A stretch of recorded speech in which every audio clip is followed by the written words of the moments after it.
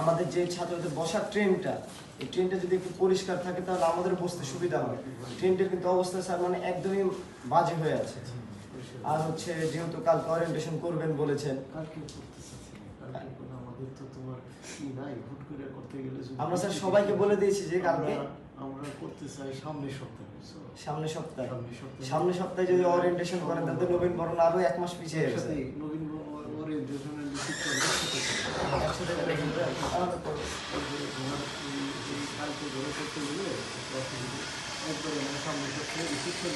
কালকে থেকে ক্লাস শুরু হবে, ওরিয়েন্টেশন আর হচ্ছে নবীন বরণ এটা একসাথে করে ফেলতে। মানে নবীন বরণ শব্দই লিখবো না, রিসিপশনের আমরা মাঠে করার চেষ্টা করবো। আমরা কালকে রুটিন দিয়ে দিবে, একটু পরেই তোমার রুটিনের মধ্যে ওয়েবসাইটে দিয়ে। স্যার যেহেতু হচ্ছে কালকে থেকে ক্লাস শুরু হয়ে যাবে, হ্যাঁ, সেহেতু ট্রেনের ব্যবস্থা স্যার আজকে করতে হবে।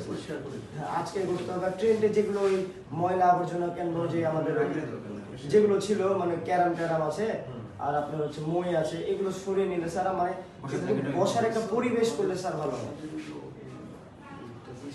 তা তো বুঝতে পারছি স্যার, মানে আমাদের কিন্তু স্যার বসার জায়গায় একটা জিনিসপত্র কিনার পরে